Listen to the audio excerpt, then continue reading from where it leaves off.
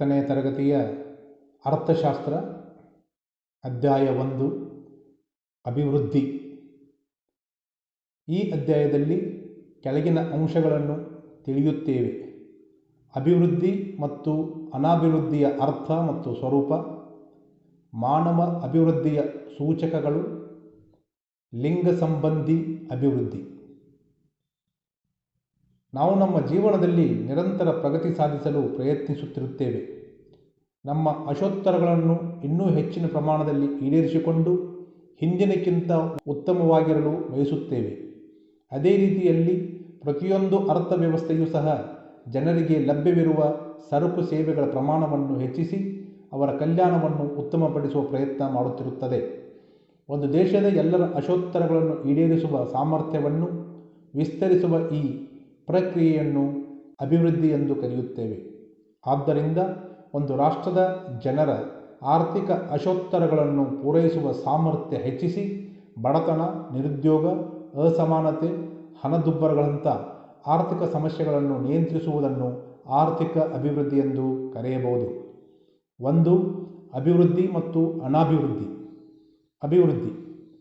ಅಭಿವೃದ್ಧಿ ಎಂಬ ಪದವನ್ನು ನಾವು ನಿತ್ಯದ ಬದುಕಿನಲ್ಲಿ ಸಾಮಾನ್ಯವಾಗಿ ಬಳಸುತ್ತಿರುತ್ತೇವೆ. ಯಾವುದೇ ಒಂದು ಕ್ಷೇತ್ರ ಇಲ್ಲವೇ ವ್ಯಕ್ತಿಗಳ ಪ್ರಗತಿಯನ್ನು ಸೂಚಿಸಲು ನಾವು ಸಾಮಾನ್ಯವಾಗಿ ಅಭಿವೃದ್ಧಿ ಪದವನ್ನು ಬಳಸುತ್ತೇವೆ. ಉದಾಹರಣೆ: ಗ್ರಾಮೀಣ ಅಭಿವೃದ್ಧಿ, ಸಾಮಾಜಿಕ ಅಭಿವೃದ್ಧಿ, ಶೈಕ್ಷಣಿಕ ಅಭಿವೃದ್ಧಿ, ಮಹಿಳಾ ಮತ್ತು ಮಕ್ಕಳ ಅಭಿವೃದ್ಧಿ ಇತ್ಯಾದಿ. ಹಾಗೆಯೇ ಒಂದು ದೇಶದ ಆರ್ಥಿಕ ಚಟುವಟಿಕೆಗಳ ವಿಸ್ತರಣೆಯನ್ನು ನಾವು ಆರ್ಥಿಕ ಅಭಿವೃದ್ಧಿ ಎಂದು ಗುರುತಿಸುತ್ತೇವೆ. ಆದರೆ ಆರ್ಥಿಕ ಅಭಿವೃದ್ಧಿಯು ಒಂದು ಸಂಕೀರ್ಣ ವಿದ್ಯಮಾನವಾಗಿದ್ದು ಇದನ್ನು ಸರಳವಾಗಿ ವ್ಯಾಖ್ಯಾನಿಸಲು ಆಗುವುದಿಲ್ಲ. ಪ್ರೊಫೆಸರ್ ಮೇಯರ್ ಮತ್ತು ಬಾಲ್ಡ್ವಿನ್ ಅವರ ಪ್ರಕಾರ ಒಂದು ರಾಷ್ಟ್ರದ ನೈಜ ರಾಷ್ಟ್ರೀಯ ವರಮಾನವು ದೀರ್ಘಾವಧಿಯವರೆಗೆ ಹೆಚ್ಚಳವಾಗುವ ಪ್ರಕ್ರಿಯೆಯೇ ಆರ್ಥಿಕ ಅಭಿವೃದ್ಧಿಯಾಗಿದೆ. ಈ ವ್ಯಾಖ್ಯಾನವು ಆರ್ಥಿಕ ಅಭಿವೃದ್ಧಿಯ 3 ಅಂಶಗಳನ್ನು ಒತ್ತಿ ಹೇಳುತ್ತದೆ. ಅವೆಂದರೆ: ಆರ್ಥಿಕ ಅಭಿವೃದ್ಧಿಯು ಒಂದು ಪ್ರಕ್ರಿಯೆ, 2 ನೈಜ ರಾಷ್ಟ್ರೀಯ ವರಮಾನದ ಹೆಚ್ಚಳ ಮತ್ತು 3 ದೀರ್ಘಾವಧಿ ಹೆಚ್ಚಳ. ಇವುಗಳನ್ನು ಸಂಕ್ಷಿಪ್ತವಾಗಿ ಗಮನಿಸೋಣ. ಒಂದು ಪ್ರಕ್ರಿಯೆ. ಇಲ್ಲಿ ಪ್ರಕ್ರಿಯೆ ಎಂಬ ಪದವು ಉತ್ಪಾದನಾಂಗಗಳ ಪೂರೈಕೆ ಮತ್ತು ಸರಕು ಸೇವೆಗಳ ಬೇಡಿಕೆಯಲ್ಲಿನ ಬದಲಾವಣೆಗಳನ್ನು ಸೂಚಿಸುತ್ತದೆ. ಉತ್ಪಾದನಾಂಗಗಳ ಪೂರೈಕೆಯು ಹೊಸ ಸಂಪನ್ಮೂಲಗಳ ಶೋಧ, ಶಿಕ್ಷಣ ಮತ್ತು ಕೌಶಲ್ಯಾಭಿವೃದ್ಧಿ, ಬಂಡವಾಳ ಸಂಚಯನ, ಜನಸಂಖ್ಯಾ ಬೆಳವಣಿಗೆ, ಉತ್ತಮ ತಾಂತ್ರಿಕತೆಯ ಕಾರಣಗಳಿಂದಾಗಿ ಬದಲಾವಣೆಯಾಗುತ್ತವೆ. ಅದೇ ರೀತಿ ಜನಸಂಖ್ಯೆ ಬೆಳವಣಿಗೆ ಮತ್ತು ಅದರ ಲಕ್ಷಣಗಳ ಬದಲಾವಣೆ, ವರಮಾನದ ಮಟ್ಟ ಹಾಗೂ ಅದರ ಹಂಚಿಕೆಯಲ್ಲಿನ ಬದಲಾವಣೆ, ಜನರ ಅಭಿರುಚಿಗಳಲ್ಲಿನ ಬದಲಾವಣೆ ಮುಂತಾದವುಗಳಿಂದಾಗಿ ಸರಕುಗಳ ಬೇಡಿಕೆಯಲ್ಲಿ ಬದಲಾವಣೆ ಉಂಟಾಗುತ್ತದೆ. ಈ ಬದಲಾವಣೆಗಳು ರಾಷ್ಟ್ರೀಯ ವರಮಾನದ ಹೆಚ್ಚಳಕ್ಕೆ ಪೂರಕವಾಗುತ್ತವೆ. ನೈಜ ರಾಷ್ಟ್ರೀಯ ವರಮಾನ. ರಾಷ್ಟ್ರೀಯ ವರಮಾನವು ಒಂದು ವರ್ಷದ ಅವಧಿಯಲ್ಲಿ ದೇಶದಲ್ಲಿ ಉತ್ಪಾದಿಸುವ ಎಲ್ಲ ಸರಕು ಸೇವೆಗಳ ಒಟ್ಟು ಮೌಲ್ಯವಾಗಿದೆ. ಇದು ಆರ್ಥಿಕ ಅಭಿವೃದ್ಧಿಯ ಮಾಪನದ ಪ್ರಮುಖ ಸಾಧನವಾಗಿದೆ. ರಾಷ್ಟ್ರೀಯ ವರಮಾನ ಹೆಚ್ಚಾಗಿದ್ದಷ್ಟು ಅಭಿವೃದ್ಧಿ ಹೆಚ್ಚು. ಆದರೆ ಇಲ್ಲಿ ನೈಜ ಎಂಬ ಪದದ ಮೇಲೆ ಒತ್ತು ನೀಡಲಾಗಿದ್ದು ಅದು ಜನರ ಕೊಳ್ಳುವ ಶಕ್ತಿಯನ್ನು ಬಿಂಬಿಸುತ್ತದೆ. ಸಮಯ ಕಳೆದ ಹಾಗೆ ಬೆಲೆಗಳು ಏರುವುದು ನಮಗೆಲ್ಲ ತಿಳಿದ ವಿಷಯ. ಈ ಏರಿದ ಬೆಲೆಗಳಲ್ಲಿ ನಾವು ಸರಕು ಸೇವೆಗಳ ಮೌಲ್ಯಮಾಪನ ಮಾಡಿದಾಗ ಆ ಮೌಲ್ಯಗಳು ಮತ್ತು ಅಂತೆಯೇ ವರಮಾನ ಹೆಚ್ಚಿದ ಹಾಗೆ ತೋರುತ್ತವೆ. ಆದ್ದರಿಂದ ಆ ಹೆಚ್ಚಳದಲ್ಲಿ ಬೆಲೆ ಏರಿಕೆಯ ಪರಿಣಾಮವನ್ನು ಕಳೆಯಬೇಕಾಗುತ್ತದೆ. ಹಾಗೆ ಬೆಲೆ ಬದಲಾವಣೆಗೆ ವರಮಾನವನ್ನು ಹೊಂದಾಣಿಕೆ ಮಾಡಿದಾಗ ನೈಜ ವರಮಾನ ಅಥವಾ ಹಣದ ವಾಸ್ತವಿಕ ಖರೀದಿ ಸಾಮರ್ಥ್ಯ ದೊರಕುತ್ತದೆ. ಇದು ಅಭಿವೃದ್ಧಿಯನ್ನು ಘೋಷಿಸುವಲ್ಲಿ ಬೆಲೆಗಳ ಸ್ಥಿರತೆ ಕಾಯ್ದುಕೊಳ್ಳುವ ಅವಶ್ಯಕತೆಯನ್ನು ಸೂಚಿಸುತ್ತದೆ. ದೀರ್ಘಾವಧಿ ಹೆಚ್ಚಳ. ಮೇಲೆ ಸೂಚಿಸಿದ ನೈಜ ವರಮಾನವು ದೀರ್ಘಾವಧಿಯವರೆಗೆ, ಅಂದರೆ 10 ವರ್ಷಗಳು ಅಥವಾ ಅದಕ್ಕಿಂತ ಅಧಿಕ ಅವಧಿಯವರೆಗೆ ಹೆಚ್ಚಳವಾಗಬೇಕು. ಅಲ್ಪಾವಧಿಯ ಹೆಚ್ಚಳಗಳು ಅಭಿವೃದ್ಧಿ ಎಂದು ಪರಿಗಣಿತವಾಗುವುದಿಲ್ಲ. ಈ ಮೊದಲು ತಿಳಿಸಿದ ಬೇಡಿಕೆಯ ಸಂರಚನೆ ಮತ್ತು ಉತ್ಪಾದನೆಗಳ ಪೂರೈಕೆಗಳಲ್ಲಿನ ಬದಲಾವಣೆಯು ನಿರಂತರ ಪ್ರಕ್ರಿಯೆಯಾದಾಗ ಮಾತ್ರ ಅಭಿವೃದ್ಧಿಯು ದೀರ್ಘಾವಧಿಯದ್ದಾಗಿರುತ್ತದೆ.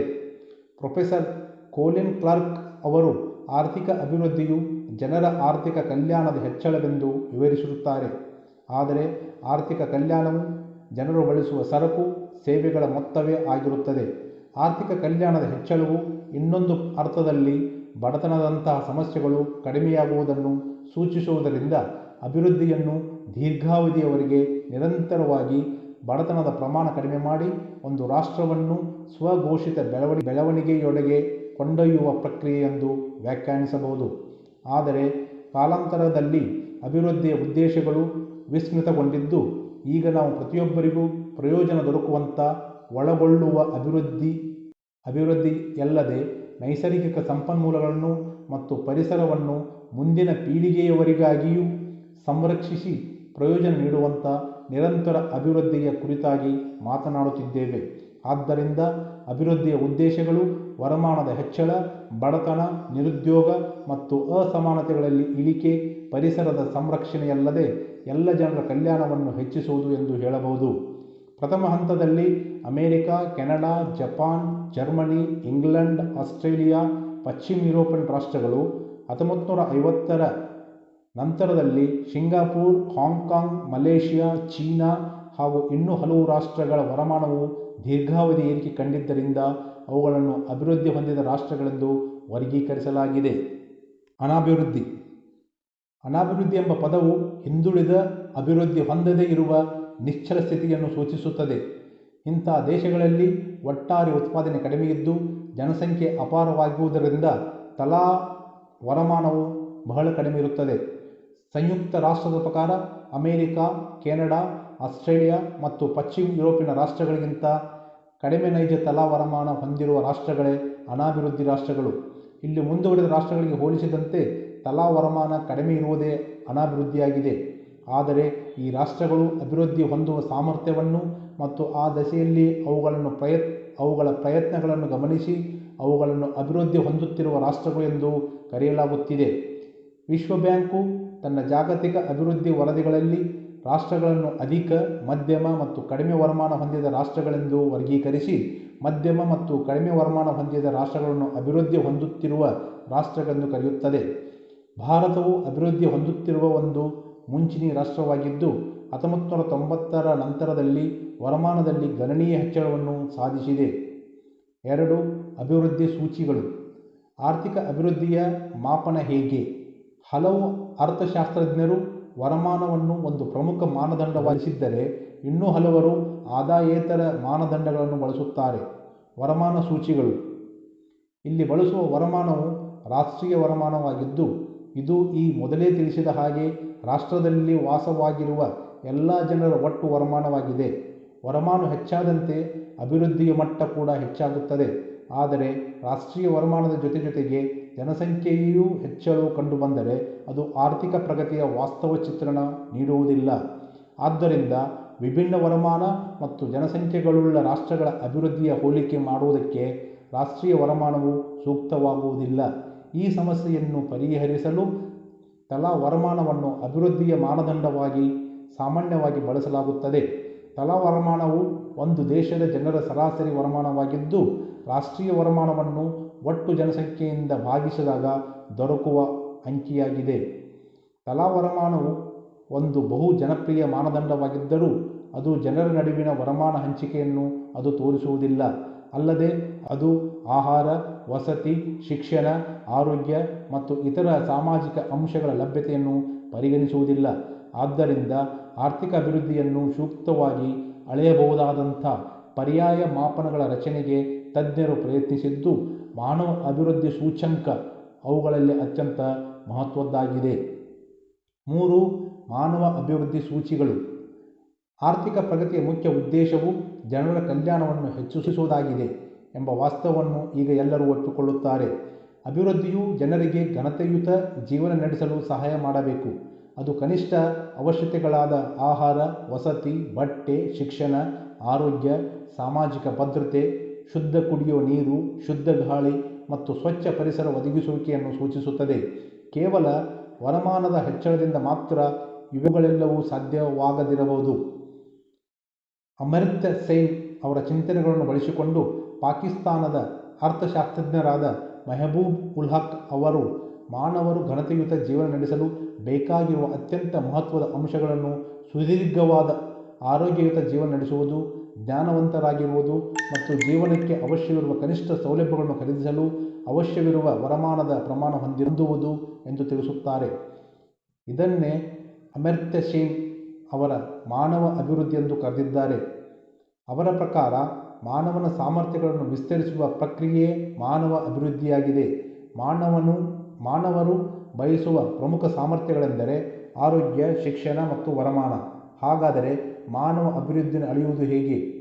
ವಿಶ್ವಸಂಸ್ಥೆಯ ಅಭಿವೃದ್ಧಿ ಪ್ರಕಾರ UNDP ವಿಭಾಗವು ಈ ಚಿಂತನೆಗಳನ್ನು ಬಳಸಿಕೊಂಡು ಮಾನವ ಅಭಿವೃದ್ಧಿ ಸೂಚ್ಯಂಕ ಎಂಬ ಹೊಸ ಮಾನದಂಡವನ್ನು ರಚಿಸಿ ರಾಷ್ಟ್ರಗಳ ಪ್ರಗತಿಯನ್ನು ಮಾಪನ ಮಾಡುತ್ತಿದೆ. ಪ್ರಮುಖ ಸಾಮರ್ಥ್ಯಗಳನ್ನು ಅಳೆಯಬಹುದಾದ ಸೂಚಿಗಳನ್ನು ಬಳಸಿ ಮಾನವ ಅಭಿವೃದ್ಧಿ ಸೂಚ್ಯಂಕವನ್ನು ರಚಿಸಲಾಗಿದೆ. ಆರೋಗ್ಯವನ್ನು ವ್ಯಕ್ತಿಗತ ಜೀವಿತಾವಧಿ, ಸಾಕ್ಷರತೆಯ ಪ್ರಮಾಣ ಹಾಗೂ ಖರೀದಿ ಶಕ್ತಿಯನ್ನು ತಲಾ ವರಮಾನ ಬಳಸಿ ಅಳೆಯಲಾಗುತ್ತಿದೆ. ಈ ಸೂಚಿಗಳನ್ನು ಕೆಳಗಿನ ಚಿತ್ರದಲ್ಲಿ ತೋರಿಸಲಾಗಿದೆ. ಚಿತ್ರ 1: ಮಾನವ ಅಭಿವೃದ್ಧಿಯ ಸೂಚಿಗಳು. ನಿರೀಕ್ಷಿತ ಜೀವಿತಾವಧಿಯು ಒಂದು ದೇಶದಲ್ಲಿರುವ ಜನರು ಜೀವಿಸುವ ಸರಾಸರಿ ಆಯುಸ್ಸು ಆಗಿದೆ. ಪೌಷ್ಟಿಕ ಆಹಾರ, ಆರೋಗ್ಯ ಮತ್ತು ನೈರ್ಮಲ್ಯ, ಸ್ವಚ್ಛ ಪರಿಸರ ಮುಂತಾದವುಗಳ ಲಭ್ಯತೆಯು ನಿರೀಕ್ಷಿತ ಜೀವಿತಾವಧಿಯನ್ನು ನಿರ್ಧರಿಸುತ್ತವೆ. ಶಿಕ್ಷಣದ ಮಟ್ಟವು ರಾಷ್ಟ್ರದ ಪ್ರಗತಿಗೆ ಪೂರಕವಾಗಿದ್ದು, ರಾಷ್ಟ್ರದ ಶಿಕ್ಷಣದ ಸಾಧನೆಯನ್ನು 25 ವರ್ಷಕ್ಕಿಂತ ಹೆಚ್ಚಿನ ವಯೋಮಾನದವರು ಪೂರ್ವಗೊಳಿಸಿದ ಶಿಕ್ಷಣದ ಅವಧಿ ಹಾಗೂ 5 ವರ್ಷದ ಮಕ್ಕಳು ಪಡೆಯಬಹುದಾದ ಶಿಕ್ಷಣದ ಅವಧಿಯನ್ನು ಬಳಸಿ ಮಾಪನ ಮಾಡಲಾಗುತ್ತದೆ. ಅದೇ ರೀತಿ ತಲಾ ವರಮಾನ ಬಳಸಿ ಜೀವನ ಮಟ್ಟವನ್ನು ಅಳೆಯಲಾಗುತ್ತದೆ. ಈ 3 ಸೂಚಿಗಳ ಸರಾಸರಿಗೆ ಮಾನವ ಅಭಿವೃದ್ಧಿ ಸೂಚ್ಯಂಕವಾಗಿದೆ. ಚಿತ್ರ 2: ಭಾರತದ ಮಾನವ ಅಭಿವೃದ್ಧಿಯ ಪ್ರಗತಿ. ಹೀಗೆ ಲೆಕ್ಕ ಹಾಕಲಾದ ಸೂಚ್ಯಂಕವನ್ನು ಬಳಸಿಕೊಂಡು ನೀವು ಪ್ರತಿಯೊಂದು ಸೂಚಿಯ ಪ್ರಗತಿಯನ್ನಲ್ಲದೆ ಒಟ್ಟಾರೆ ಸೂಚ್ಯಂಕದ ಪ್ರಗತಿಯನ್ನು ಅಳೆಯಬಹುದಾಗಿದ್ದು, ರಾಷ್ಟ್ರಗಳ ನಡುವಿನ ಮಾನವ ಅಭಿವೃದ್ಧಿಯ ಪ್ರಗತಿಯ ತುಲನೆ ಮಾಡಬಹುದು.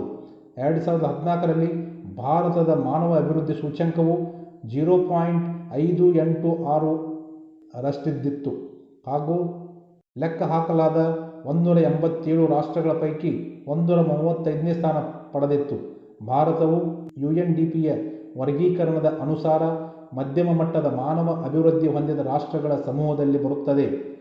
ಚಿತ್ರ 2ರಲ್ಲಿ ತೋರಿಸಿದಂತೆ 2012ರಲ್ಲಿ ಭಾರತದ ಮಾನವ ಅಭಿವೃದ್ಧಿ ಸೂಚ್ಯಂಕವು 0.554 ಇದ್ದು 186 ರಾಷ್ಟ್ರಗಳ ಪೈಕಿ 136ನೇ ಸ್ಥಾನವನ್ನು ಪಡೆದಿತ್ತು.